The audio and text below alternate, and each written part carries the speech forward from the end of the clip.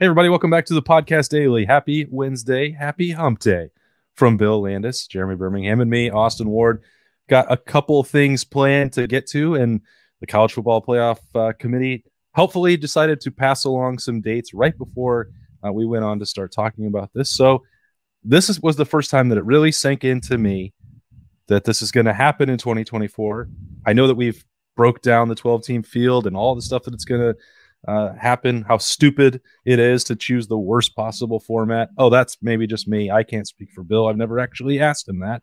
But these dates before Christmas that they confirmed, like December 19th and December 20th at on-campus sites, I got to say, I don't like it. And I may be in the minority, but I'm not sure. You don't like the entirety of the operation, or you don't like the way that they have planned out these 3 rounds of playoff games? Both. I already didn't like 12-team. I think it was the worst possible scenario that made the math way more complicated. It doesn't actually solve the problems. And then you're going to have these games on campus right before Christmas. And it's also because they still can't wean themselves off of the long-time bowls. Like both of these dates that they put out for 24 and 25 have the Rose Bowl, hosting these quarterfinals and maintaining January 1. It's like, even though they've said they're going to be more aggressive and kick the Rose Bowl out, and if you don't want to be part of this, then don't be part of it. The very first dates that they put out still involve them having a late afternoon window on January 1. And then that changes the dates that they can do everything else. Now you're talking about a national championship game into the 3rd week in January.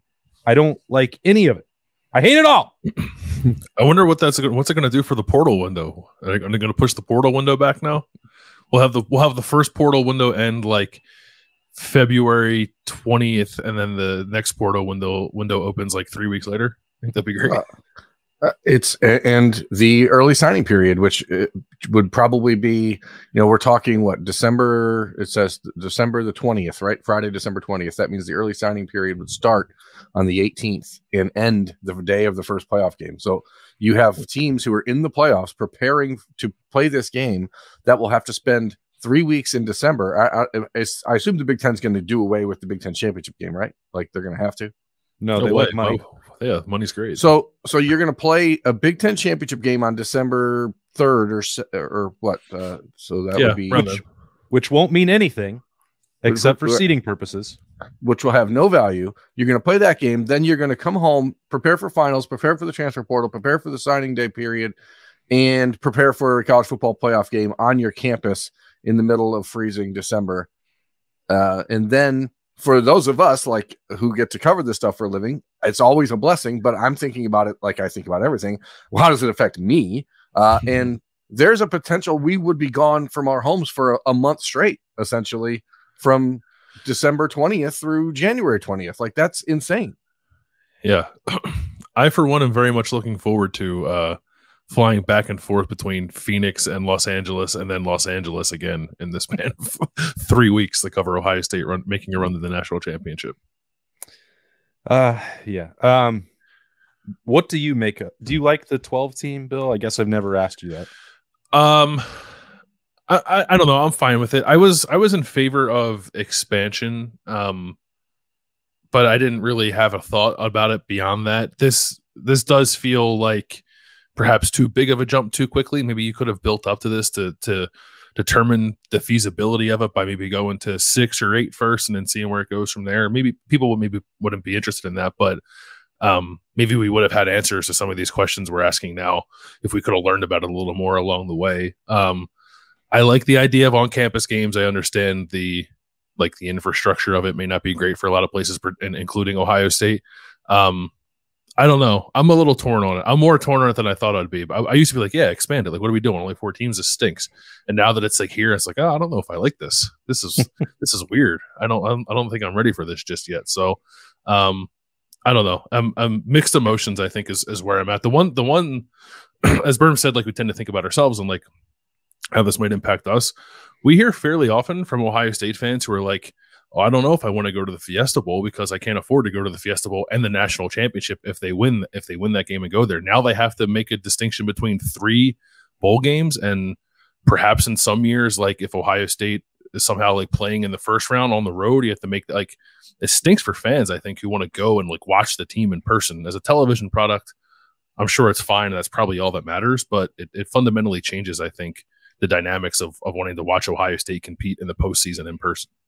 It turns it into the Super Bowl. It'll be an event for media and corporate, elites to go to the national championship game, as opposed for the average fan, which it is really unfortunate. I was a big proponent of expansion. I thought they should have gone to 8 teams or 16. As Austin said, 12. It doesn't make any sense. Like, it's a dumb number, and it just sort of throws things into chaos for no reason. If you're going to go to 12, you may as well just go to 16, because we know that's where it's going to go in 5 years anyway. You have Sweet 16s, you have Elite 8. Like, the reason 12, the number, the actual numbers, terrible 12s. Nobody likes it. They call it terrible 12s, dirty dozen.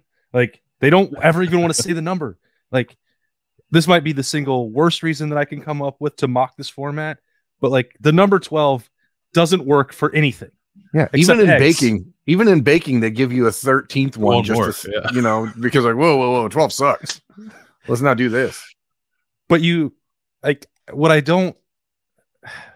most dislike about it is that they didn't avoid any of the nonsense of trusting a selection committee to get things right when you're instituting these buys, and you're going to have a massive debate between 4 and 5 every single time. Because guess what? We've already been dealing with that with a 4-team field for the last 10 years. They didn't alleviate that concern.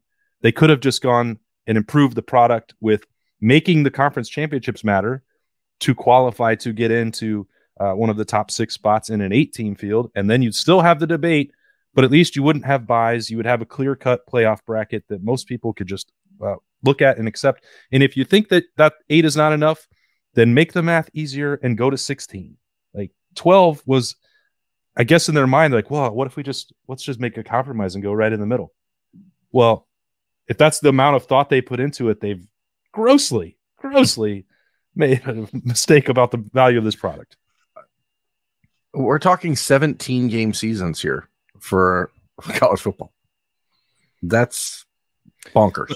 The other part that you both alluded to, how does this affect us? And then how does it affect Ohio State fans? There's a third part that you're getting to there with the players, with the amount of physical wear and tear over the course of a season, but also their families, which would want to see their sons play in a postseason.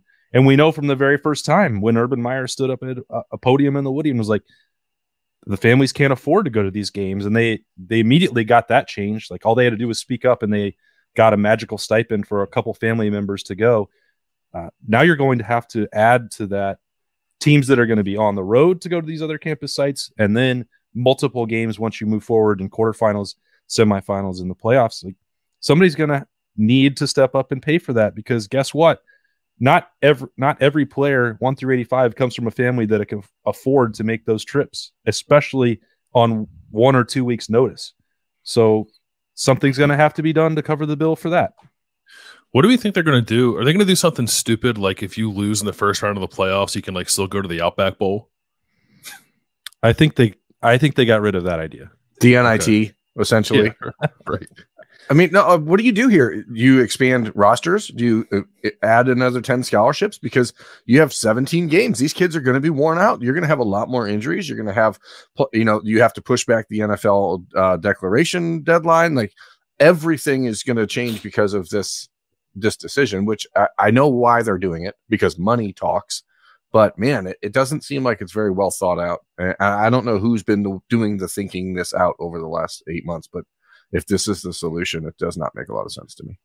I think the answer is not football coaches, because if they were, I wonder if they do you have to change the redshirt rule? Like, do you have to eliminate it? You can just play the 1 year, it doesn't count, or play more than 4 games at least. Like, I think roster expansion. 8 games now. I mean, how do you figure this out?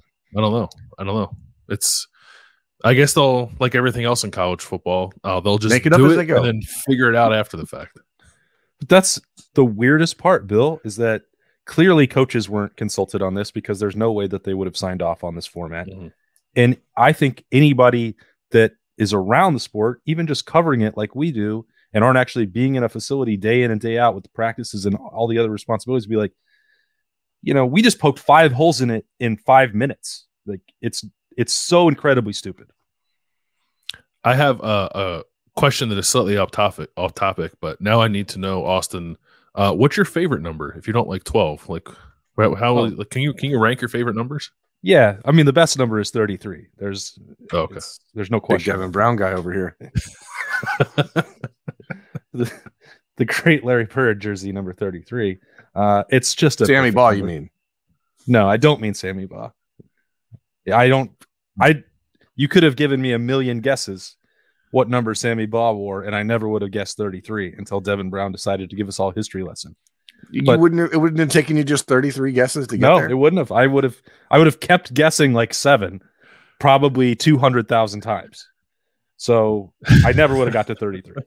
I didn't think it was a legal quarterback number. I still don't. And I'm at a loss. I think back in those days, he was just called like a halfback, and they let the halfback throw the football around also. Burn, what's your favorite number? I have a myriad of favorite numbers. Growing up, my favorite number when I started playing sports was 44, because that was Eric Davis's number, my favorite player of all time on the baseball diamond. Then I switched to number 21, which is sort of the number I would most closely associate with myself now. All my brothers and sisters, like my brothers, we all wore our numbers based on where our birth date was. Like my brother Bobby was born on the 7th, so he wore 7. Joey wore 9, etc.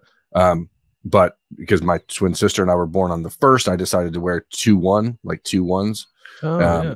And so that became sort of my go-to. That's nice. I like 21's a great number. 21's a great number. They made a whole game around it. Yeah, lots of games around it. Bill, what's yours? 19, my birthday, and then I wore 25 when I played baseball because Jim Thome. Course. Jim Thome, Barry Bonds. I like the long ball. So and then I wore 77 when I played hockey because I liked Paul Coffey for some reason. I think of Ray Bork when I think of 77. Yeah, probably a much more famous 77 than Paul Coffey. I was a Red Wings fan growing up, so I like Paul Coffey in 77. Yeah, gross. All right, so I don't want to stress myself out even more thinking about mid-December on-campus games and the stupidity of that. I have one more thing I need to say. Folks, we're going to start a GoFundMe to help pay for our travel for next December. So look for the link sometime soon, because we're going to need your help. Yes, help us, please. Well, this is completely off topic. Like, they're probably going to have to get rid of all the bowl festivities. That's another part. They won't, but they're gonna have to, because you can't go to these on-campus sites and then make the teams turn around and travel on Christmas, and the media travel on Christmas, by the way, and then have them do all the nonsense like playing for the Chick-fil-A, belt and playing trivia and Family Feud. Like, those things they have to go. Get rid of the bowl system, please. Stop. Whatever we can do to avoid having to watch the media and college football teams eat extremely underdone roast beef in California, I am all for. Like, whatever has to happen. So if this is what has to occur for that practice to be kaput, count me in. We're talking to you, Lowry's. The Beef Bowl has got to go. No, thank you. Yeah, underwhelming. The Lowry's Beef Bowl. Cream corn. No thanks.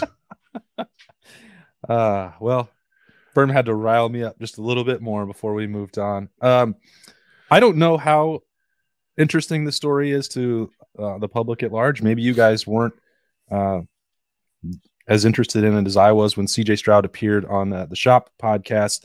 He talked a bit about Quinn Ewers and feeling disrespected before his first season as a starting quarterback in 2021. And we were asked about this on the board at OhioState.Rivals.com, which is why it's in my mind as maybe something that we could provide some insight on, because the timing, I think, is a little bit confusing.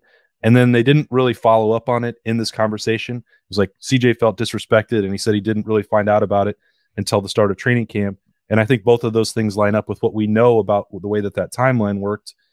And for me, I'll just say at the start that I think that the disrespect card or whatever CJ was talking about is just kind of an athlete's motivation and not like actual anger or grudges against the way Ohio State had to handle that. Because, Berm, as you remember, and you can recount for everybody here, the Buckeyes really had no choice in this matter.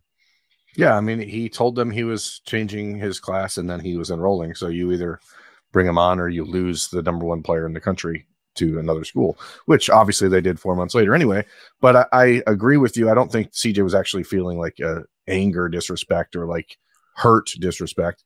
I also think it's an indicator of why C.J. Stroud in his first couple of games at Ohio State, there were question marks from, I go back to this conversation that we had with Ryan Day in September of 2021 all the time, where Ryan Day said that C.J. Stroud had to decide how much he really wanted it. And I really believe that there was a mental hurdle that CJ had to get over at that point. And maybe the Quinn Ewers addition was part of that.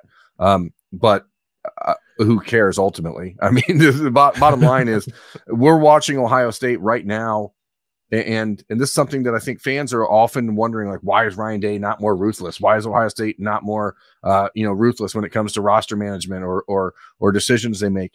We're talking right now about bringing in the number one player in the country in Quinn Ewers versus a roster, and knowing that he wasn't going to play that season at all. So that wasn't even a question. It's not like he was going to play. He came to campus and got basically zero attention from Ryan Day at all because he was working with C.J. Stroud and did all of his work with Keenan Bailey as that year. So it's not like he was taking reps away from anyone or doing anything else. But fast forward to today, and we're talking about Ohio State still getting ready to host a safety in the transfer portal when they have 10 safeties on the roster. And if you're going, why do you need that? Well, because if this guy might be better than anything you got, then don't you have to just do it? I mean, that's the way it is now, right? That's how you win football games. Yeah, I think that's part of like the winning recipe. There's a definite balance there. Like you don't want to do that at the expense of potentially losing people, but I guess Ohio State's past that point now when it comes to bringing in potential transfers on visits. I thought like bringing in Quinn was kind of ruthless. Like they could have said no. They couldn't. Like they kind of. I guess on some level they were held hostage a little bit, but they certainly could have said no to bringing him in. But why would you? If you think he's good, you think he's talented, you think he can help your quarterback room, bring him in and see what happens. I don't know. I don't think the CJ thing is much of anything. CJ, for better and for worse, definitely has like rabbit ears. He hears everything I think that people say about him, and the noise was particularly loud at that moment with Quinn coming in and us wondering. Oh well, I shouldn't say us wondering. I don't think any of us thought that Quinn was going to start that year, but some people were throwing the idea around like Quinn's going to show up with 2 weeks left in camp and then win the starting job. Like, no, he's not. But people were talking about it for some reason, right? Especially because he was back home for the first week after. Yeah. He wasn't even. He was on campus for like 4 days, like total, before they played the Minnesota game that year. So I don't know. It was a weird time. So I would understand if CJ like felt some type of way about it. I don't recall like feeling that in the moment, but it was like odd for everybody. It was the weirdest thing I think I might have ever covering Ohio State. Like you're bringing in the reclassified number one recruit in some people's minds, like ever, in the middle of camp while you're trying to decide an already existing quarterback battle. Like it was very strange, and Ohio State came out of it the other end okay. But if you were feeling weird about it at the time, I understand. Yeah, I guess it's good that it's post draft, because maybe if CJ had this interview released 2 weeks ago, it would have been in the news cycle constantly in the build up to the draft, and that CJ was afraid to compete and you couldn't take him number one or number two because he'd be disrespected about anybody else on the roster. So I'm glad that we dodged that bullet, because you're right. You brought this up earlier, Bill. Like this isn't really a national story. It's kind of, hyper specific to Ohio State and doesn't actually have any long-term ramifications, especially now that CJ is going to the Houston Texans and Quinn Ewers has been gone for a year and a half down to Texas. So it doesn't change anything retroactively or for the future of the Ohio State position. If there was anybody that could have felt disrespected or concerned, it wouldn't have been C.J. Stroud, who was almost certainly going to be the starting quarterback. Would have been Kyle McCord. And I think he also probably took that challenge on more and he's never complained about that publicly. And I don't know why CJ would have done that 2 years ago either. So that may not be the be all end all of this conversation, but Kyle went to work and had all those opportunities ahead of Quinn. And I think that was also part of the decision making when Quinn decided to leave that December, is that Kyle had a really good year, spring of preparation, after another person showed up right as training camp started. Yeah, again, I think it's something that it's fun to talk about. It's good fodder, but I do think that it is instructive to the way Ohio State maybe is now looking at roster building and roster management, because in the last month, with the transfer portal as it is, we've seen the addition of Lorenzo Styles, and now, like I said, this kid from UAB, whose first name is it Jaden Key, I think, a safety that you look at it and he's got pretty good film, but you're like, how do you fit this guy in? And the answer is, who cares? If he's better than our current guys, we'll play him. And it is sort of a difficult transition for Ohio State fans, because I think in some way, like, we all grow up with this romanticized view of college football and how it's supposed to be. And that is clearly just not the way it is anymore. And if you can't handle that as a player on the roster at a place like Ohio State, then you're probably not where you belong. Yeah, I think I don't know. It's the same deal with like Tywone Malone. Like, if they end up getting him, like, I don't know that they necessarily need him, but if you think he's good, bring him in. And like, if the guys on the roster don't like it, then I don't know. That's what's going to happen at the next level of football. If you have aspirations to play there, like, you don't own the spot on your roster. Like, if there's better options or they want to increase competition, they go out and do that. It's a pretty ruthless business. And I guess maybe some people might lament that college football is becoming more that way, but it's happening either way. So I guess deal with it. It's ruthless and getting more ruthlesser. I don't think that's what you meant. Ruthlesser. That's not even necessarily my read on this situation, because as we went into last weekend, like, Ohio State felt that it already had room for the reasons that we've outlined, players that were leaving in the portal and some medical red shirts. Like, I don't think that they're doing this on the cusp of the number. And then, like, if Tywone Malone comes in, somebody's got to go, you're kicked out. Or the same thing with the safety. Like, I don't think they're doing it at the expense of the current roster, or considering anybody's feelings, or getting ready to actually become more ruthlesser and cutting the bottom half of the roster, because like, that doesn't appear to be the case at all. Or else there are other people on this team, and to be fully candid, who would have been much more obvious targets to cut, to bring in more options through the transfer portal. And Ohio State did not do that. Yeah, that's why it's surprising that we're talking about another safety who's visiting as opposed to another offensive lineman. Yeah, it's not your roster spot, but it's your role, right? You can feel threatened in that way.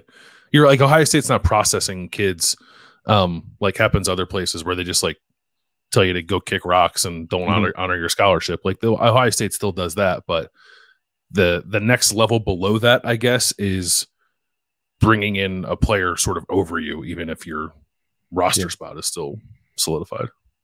All right, you guys have convinced me. You're right about that. You win this round. I like you, ruthlesser. You ruthlesser guys. You win that round. Thanks for joining us for a little bit different conversation, but hey, it's a hump day version of the podcast daily, and it's also May, so there's going to be some different topics that we're going to have to get through as we bear through this off season together. For Bill and Berm, I'm Austin. Thanks for joining us on the podcast daily. We'll talk to you tomorrow.